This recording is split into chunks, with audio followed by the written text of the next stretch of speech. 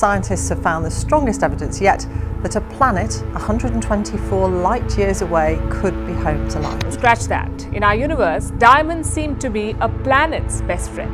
Scientists have discovered a new planet that is apparently made up of diamonds. ভাবুন তো, একটা গ্রহ আছে যার ভেতরকার বিশাল অংশটাই হতে পারে খাঁটি হিরো। শুনতে সায়েন্স ফিকশনের মতো লাগছে, কিন্তু এটা বাস্তব। আজ আমরা কথা বলবো রহস্যময় 55 ক্যাঙ্করি ই নামের এক্সোপ্ল্যানেট, যাকে সায়েন্টিস্টরা হীরার গ্রহ বলে ডেকে থাকে। কেন এই নাম, কিভাবে এত ভিন্ন রকম, আর এর ভেতরে কি বা লুকিয়ে আছে, চলুন জেনে নেওয়া যাক। 55 ক্যাঙ্করি ই গ্রহটি আমাদের থেকে প্রায় 40 আলোকবর্ষ দূরে ক্যান্সার নক্ষত্রমণ্ডলীতে অবস্থিত। এটি প্রথমে শনাক্ত হয় 2004 সালে। সায়েন্টিস্টরা প্রথম থেকেই অবাক হয়ে যান, কারণ এই গ্রহ পৃথিবী, মঙ্গল কিংবা বৃহস্পতি কোনোটার সাথেই মেলে না। এটি এক ধরনের সুপার আর্থ, মানে পৃথিবীর চেয়ে বড় কিন্তু নেপচুনের চেয়ে ছোট। তবে সবচেয়ে বিস্ময়কর বিষয় হলো এর ভেতরে রাসায়নিক গঠন। 55 ক্যাঙ্করি ই মোটেই বসবাসের জন্য উপযুক্ত নয়। এটি তার নক্ষত্রে এত কাছ থেকে প্রদক্ষিণ করে যে এক বছর মাত্র 18 ঘন্টায় সম্পূর্ণ হয়ে থাকে। দিনের তাপমাত্রা ছুঁয়ে ফেলে প্রায় 2400 ডিগ্রি সেলসিয়াস। এতটাই উত্তপ্ত হয় যে লোহা পর্যন্ত গলে যায় অনায়াসে। দিনের দিকে থাকতে পারে গলিত লাভার মহাসাগর, আর রাতের দিকে আটকে থাকে বিষাক্ত গ্যাস।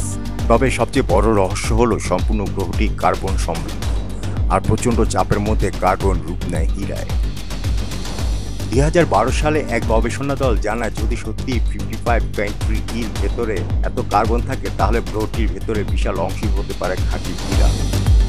ভাবুন তো, পৃথিবীর দ্বিগুণ আকারে একটি বড় গ্রহ, যার ভেতর জুড়ে রয়েছে কোটি কোটি ট্রিলিয়ন ডলারের সমান হীরক সম্পদ। তবে এটি কেবল বৈজ্ঞানিকরা অনুমান করেছে মাত্র।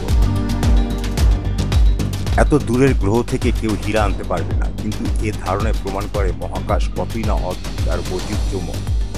তবে এটা মনে করার কোনো কারণ নেই যে গ্রহটি ঝলমলে রত্ন ভরা দেখে গ্রহটি শান্ত।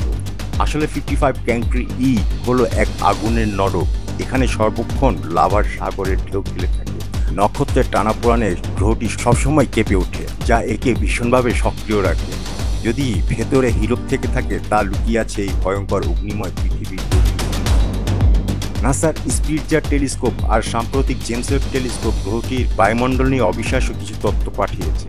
এখানে থাকতে পারে সিলিকেটের মেঘ, যা আসলে কাঁচ বা বালুর উপাদান। কেউ কেউ বলছেন এখানে হয়তো গলিত পাথরের বৃষ্টি হয়। প্রতিটি নতুন পর্যবেক্ষণ গ্রহটিকে আরও রহস্যময় করে তুলেছে। এটা কি সত্যি হীরার গ্রহ, নাকি আগুনের লাভা দুনিয়া, নাকি এমন কিছু যা আমরা কখনই কল্পনা করতে পারি না? যদিও 55 ক্যাঙ্করি ই আসলে হীরার গ্রহ, কিন্তু তা এখনও নিশ্চিত নয়। তবে এটি সত্য পরিষ্কার, মহাবিশ্বের আমাদের ধারণা থেকেও অনেক বৈচিত্র্যময়।